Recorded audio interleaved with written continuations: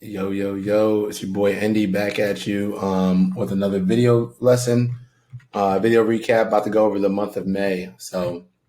May was a pretty cool month. Can't complain. $17,500 in net profit after fees and everything is said and done. As you can see, I'm still trading pretty efficiently. Only two red days that amounted to less than $1,000. But there was definitely also some missed opportunities that could have probably put me closer to 25 to 30,000, and also some bigger losses that I took, which I'll talk about. So I'm gonna just kind of get into the stats first, like normal. So you got $17,500 was the fees. Was the net profit after everything was done.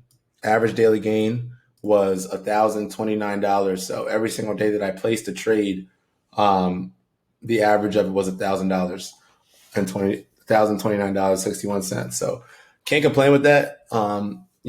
Super grateful to be able to making that type of money every single day that I show up. So, as much as I would like to push it and take that number to, maybe $3,000-4,000 a day or something like that. I'm very aware that the market is not ready for that. The OTC market specifically, at least for me. The volume, the range, the amount of plays is not how it was in December through February, and even I would say March through September of last year. So what that means is that, as a trader, you have to be able to factor market environment into how you're trading. If the market isn't hot, if the plays aren't there, if the volume isn't there, you have to know when to kind of like chill out.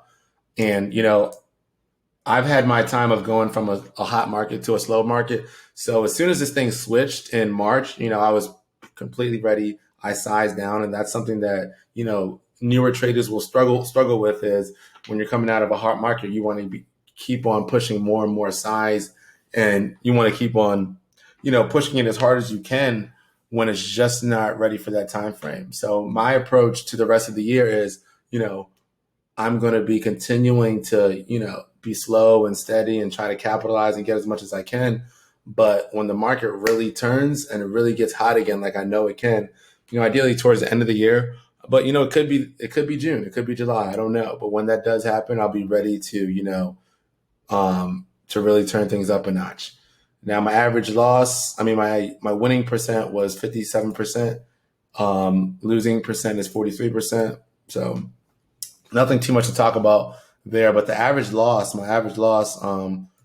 is about $470, up from close to $250 the month before. And my profit factor is also a little bit lower, from about 5 to 3.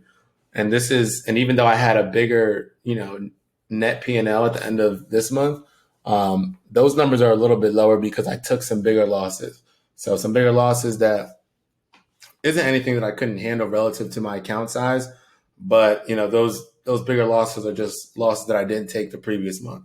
So I'll kind of talk about those, and I'll talk about how to deal with bigger losses, because one of the losses that I took was the biggest loss I've ever taken intraday, and the other one was probably second biggest loss. But and kind of see it right here. So biggest loss, 2,617 was that trade. So first, I'm going to get into those losses. I'm going to talk about, first, one of the losses that I took was on this ticker right here, KPAY. And you can kind of see the daily chart. Pretty much no volume any of these days, but, this day it had a huge green day, closed at the top of its range. So I was looking to play it for typically a morning spike or something like that. Either like a morning spike or a dip and rip, some type of parabolic move in the morning. And you'll kind of see, that was this day right here. And this is my execution on it. Everything happened to close strong. You got the gap up, but I kind of messed up, and I wanted to get executed right here at the bottom and ideally sell towards the top of this range. But I let my stop run I missed my fills. My fills just weren't good on this, and there's nothing I can do about that. But I should have canceled my order before it let me fill all the way up here, because as soon as I got my last bit of fills, what happens? It came down pretty hard, and I was down 2,600 pretty much right away. So that was it with that play. And then the other loss that I took was on BPSR. So this was just one that, got news. It got news in its pre-market. And, I just kind of anticipated the volume was light. So I really had no business playing with the size that I had. And, once again, buying towards the top, and then I have to sell all the way down here in this action. I try to get it back a little bit right here. And I pretty much kind of just like broke even for most of this action up here. So. But the important thing to talk about here is, what do you do after you take, bigger style losses? And the first thing you have to know is you got to be self-aware enough to know when the opportunity to get those losses back is there and when it's not, when you're just forcing it. So, back when I first started trading and I used to take a bigger loss or something like that, I would just literally sit there for as long as possible, even if there were no opportunities. And I would turn, maybe a $1,000 red day into like a $2,000 or $3,000 red day or something like that. But these days I'm very self-aware, and that comes with, starting to master your emotions and stuff like that. And knowing that, if you do that type of stuff, then, you're going to regret it in the long run. So I kind of took a step away from this after, I kind of took a step away from, the computer for a little bit. And then I came back and I noticed that, you had this stock, BRGO, that was running. So, BRGO, I'll give you a look at the daily chart. Just a massive day right here with abnormal volume. You can see the volume right here compared to all these other days is, just completely non-existent. It just completely blows it out the water. And, I was able to come in here and, get a few $1,000s just kind of buying these predictable dips and selling the pops, buying the dip right here, selling the pops. And I missed a lot of the opportunity on this name, but I was getting pretty good reads and it had very good volume. So, that's one thing that I like about this month is that when I took that loss this was after my loss on KPAY, I was able to get it back with BRGO. Now, after I took the loss on BPSR, I was able to get it back on GVSI. And I'll kind of show you the GVSI action. One thing to talk about with GVSI is, the market this month told us that, George Sharp, if you trade OTCs, you know who he is. Guy on Twitter that's been tweeting about his, he's been tweeting about his custodianship news and everything like that. He's credited for the TSMP run. So now when he starts joining other companies, people get excited about it and they start buying those stocks as well. So RATC and GVSI were the two stocks this month that he was kind of talking about. And, on this day that I lost that money on BPSR, I was able to slam it over here for $3,100 in profits on GVSI. So I was sitting right by my computer, and the second that I saw that he put out some news that he was taking over this company, I started looking at it, and I was able to get in right here. There's actually a red candle right here in between, and that's kind of what I kind of risked off of, but it's not reflecting this chart for some reason. So I bought here, sold here, bought here, sold in here, bought here, but I made most of the money on this buying action right here, because some bigger volume started to come in and it was about to break towards its highs, and I was able to make most of the money right here. So, and another lesson in that little bit of action is you got to know, you have to know what the market is telling you is that it wants to react to and how it wants to react to. All month, RATC and GVSI, those were the tickers that were reacting. And they were reacting to what? To George Sharp news. So I was following George Sharp news. I had his Twitter alerts being sent to my phone. So any single time he would tweet something, I was ready, I was prepared, and I was able to capitalize. And that is what, saved me from having two huge 4-figure red days. So now I'm going to kind of get into the stuff that I did well. RITC. So this was one that, on this big red day right here, they had George Sharp. Once again, he tweeted some news that he was taking over the company. They granted his custodianship efforts, whatever. And the stock gap from 0.07 to 0.0128. So almost a 100% gap up. And everybody was talking about it on Twitter. I knew about it because I had my alerts set and everything. So what did I do? I came in here, RITC, boom. And this was the play that I made on it. You can kind of see the massive gap up right here. And I was prepared. I wanted to get filled all the way down here, but I couldn't get filled that low. I ended up getting filled right here, and I top ticked the sell right at the top. So this was $4,000 in profits. This was my best trade on the month. And you can kind of see how stress-free it is. And that's why I love these OTC runners, because I got a $4,000 move in 3 minutes. Granted, if I would have got filled all the way down here, I probably would have been looking at anywhere from $7,000 to $8,000 on this play. Completely stress-free. So I like that. And that was my best trade of the month. Now, my second best trade of the month was on GGII. So I'll talk about that one. And you can kind of see I played this stock a lot, but this was the main day that I played it on May 10th. So I'm going to go to this. Actually. So this is the day that I played it. And you can kind of see it closed. Let me use the tool, make it a little bit easier. I mean, it's pretty textbook stuff. The previous high was 0.0373 right here. And it's just a simple breakout over that level. It closed strong right at its highs on this day. So, the next morning, I'm looking for that parabolic price action, and I got it.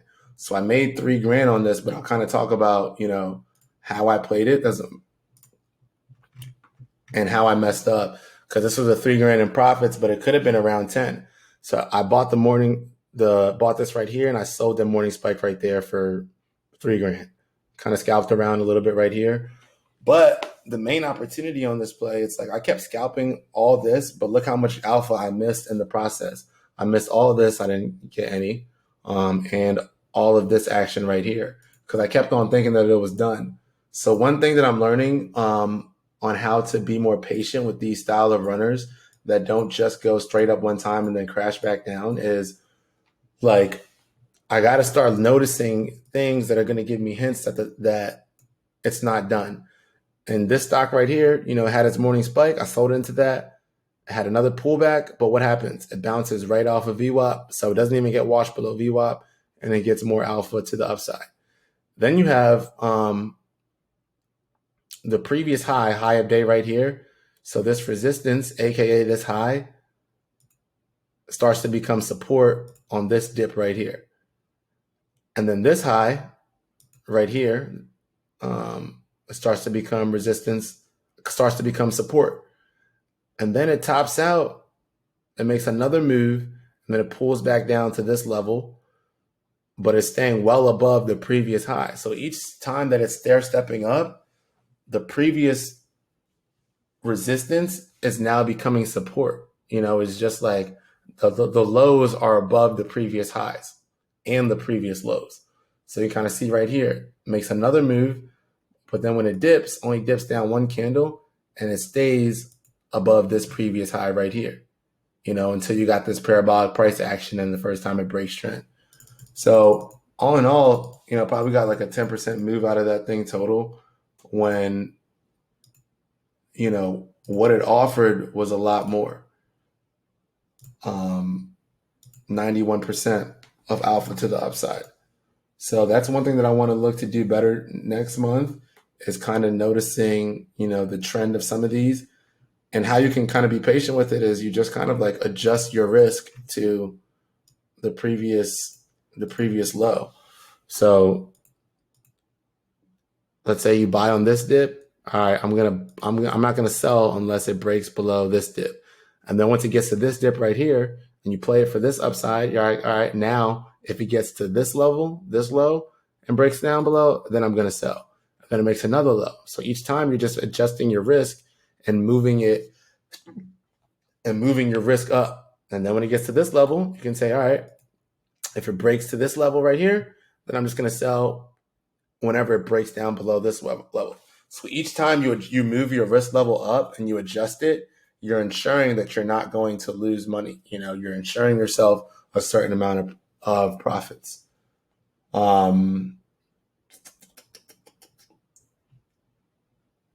that's pretty much that for that move right there. I want to be able to capitalize on that because, if I capitalize on that, then I can easily turn that 3K day into a 10K day, which will just, make my month a lot more profitable. Another one that I had, and this is what trading is about, guys. I'm talking about like huge green days that are pretty high above, what my normal average is. So a 3K day, and then the next one I'm about to talk about is a $2,000 day. But what trading is, it's not about the dollar amount. It's about making sure that you're capitalizing on the opportunity so that you continue to grow and elevate and continue to, just be better and not getting complacent. So while these wins are 2 to 3 times my average wins and stuff like that, it's like, man, if I would have really, capitalized on these, then that would have made me a lot more happier. So it's about continuing to level up, continue to push yourself, continuing to expand. And even when you have a good day, it's about still going back and being like, all right, like I still could have this better. I still could have did that better. Still could have did this better. So that's my spill on that bit. So it goes hand in hand with the next play I'm about to talk about, which is MJWL. And this is the one,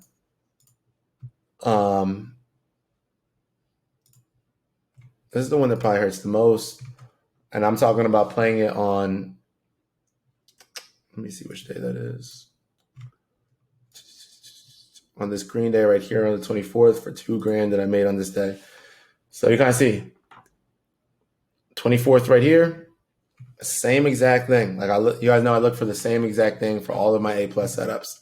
A huge green day, closing strong with, big volume on the day. And this is blue skies. So what am I doing? I'm looking for that parabolic price action the next morning. And I'll kind of get into it and show you what I did. I could probably show all of it on TradingView actually.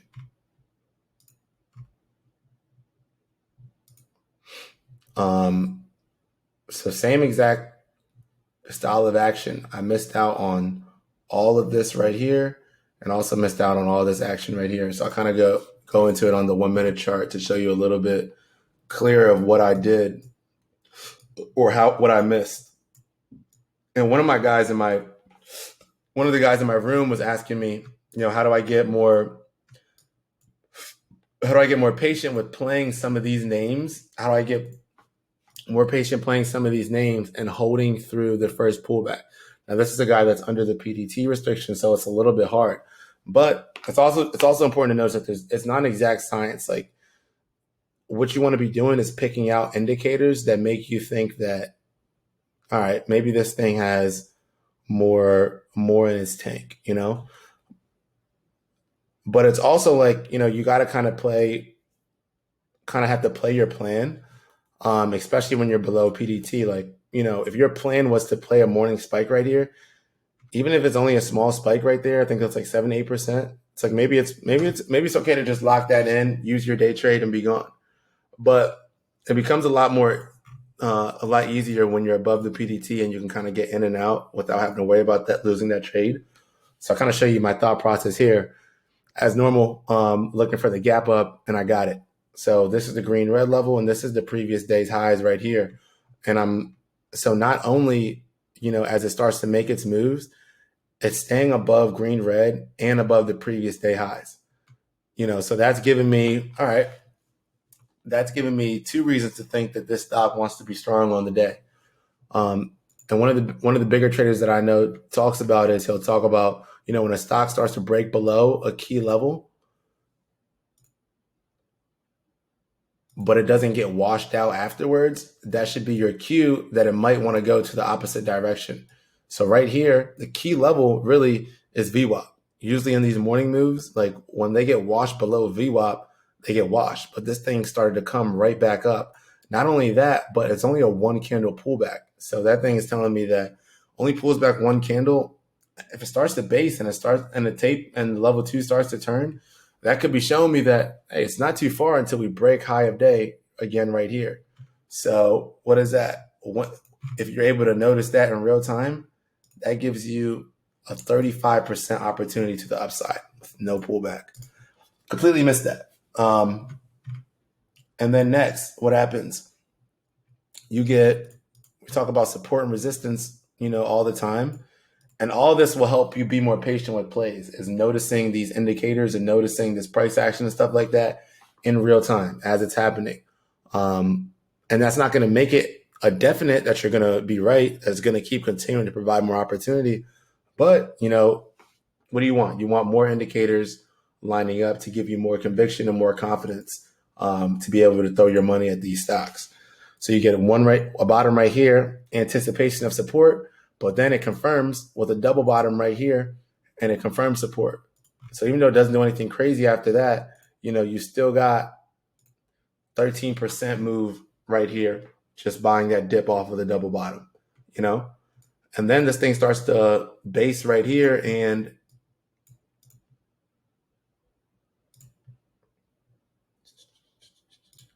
it starts to trade pretty tightly between this channel. And now it's like, like one of my guys was asking me, he said, how can I be more patient with these plays and stuff like that? You got to notice that this is the 5-cent level right here. So that's a key level. We talk about those whole dollar, half dollar levels, whole cent, half cent levels. This thing comes down and it tests this support level, 1, 2, 3 times. It told you that it didn't want to break down. Look at that. And then once it starts to break out, or let's say you're buying in that range, or out of it breaks out of this channel, you're getting 40% of upside. All you had to do was, sit through this pullback, which, stays way above this range right here. And that's like, about a 40% move to the upside. So once again, I missed out on this entire play. I played it like a little bit for like the spike right here. And that was that. I kind of like stepped away from the computer, when in reality, that $2,000 day should have been a $10,000 day just off of this ticker, because of how clear the indicators on the chart was and how just smooth and clean it was. So, yeah, and all these plays that I'm talking about, they all had news, they all had catalysts. It was after our first green day that closed strong. So, my key for next month to having a bigger month is to be able to let some of these plays ride out and notice some of these things happening, so that I can get just, thinking more bigger pictures. So I can capture a huger percent of the move. I don't want to or have to capture all of it, but I definitely want to be capturing more than I have been. Now the last play I'll talk about, and this is another one that, could have been another like $10,000 type of trade. This is Hertz. Everybody pretty much knows Hertz, the car company that, was originally going bankrupt, but then, they started getting some good news and they started getting bought out, and I think some investment firm was like giving them capital or something like that to be able to continue operations and stuff like that. So I'm looking at it on this day right here, this big green day. And what do you notice about this? It's a nice first green day, and look at the volume. This volume is just completely trumps any other day's volume. And on top of that, It's a simple breakout over this $4.30 level right here. So huge indicators, and plus they had, really good news. So that was the reason for the volume in the first place. And it's too far back, so hold up.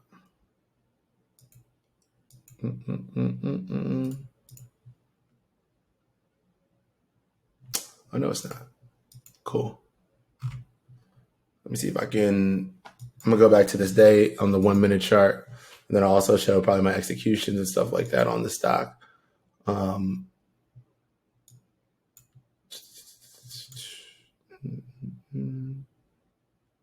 right, cool.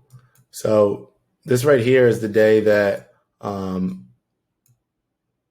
that I really missed. This is the day that I was doing the huge volume that I just talked about.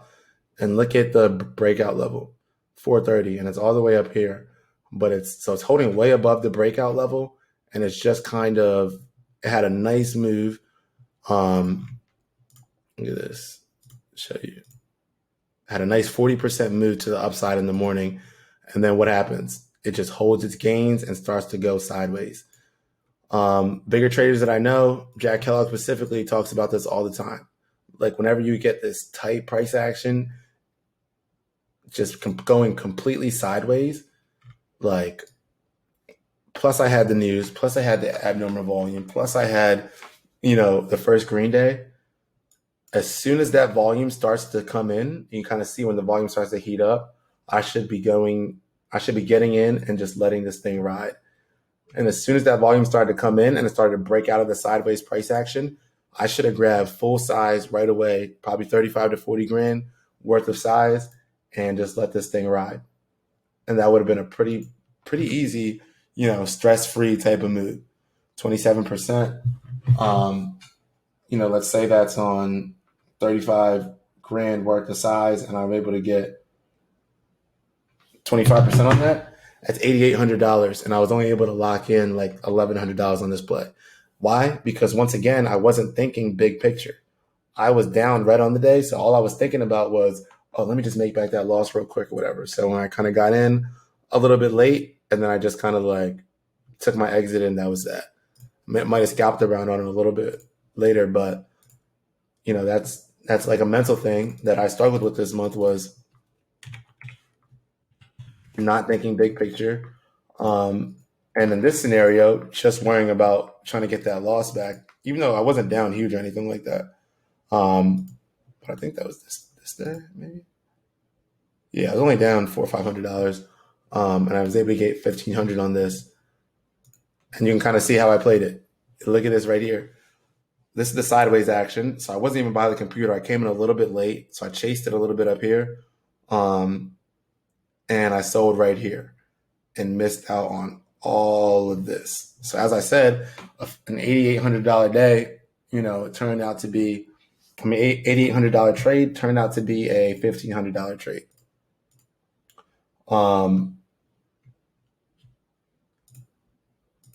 And that's really it. Like as far as, this month. And I think that, it's pretty simple what I did. What I did well. I mean, you guys know my A+ setups. You can look at my YouTube for the other videos. You can look at the other video recaps. But the main key here is like when the setups, like the MJWL that I missed because I didn't let it ride enough, the GGII that I missed because I didn't let it ride enough, and the Hertz because I didn't let it ride enough and I wasn't thinking big picture enough. Like when I missed those plays or whatever, I realized, although I'm grateful for $17,500, this could have easily been, a 30K plus month if I was able to, capitalize on those few opportunities. So I talk about it all the time as you don't need to be playing and scalping around all day, every day.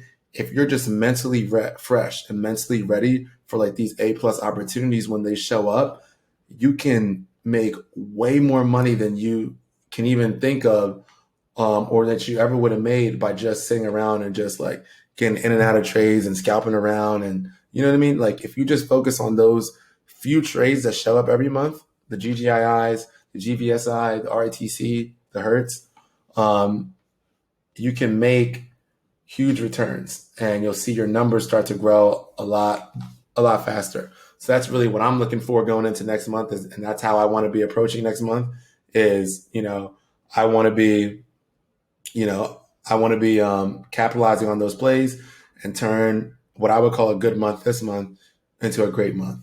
So I got a lot better to do, and my goal for next month is $40,000 profit. So being ambitious and just looking to get better every single day. So another thing is that I thought that I started trading in June of last year, but I actually started trading in July. So I'm up about 94,000 since I started trading. Besides not making any money despite not making any money for the first 6 months.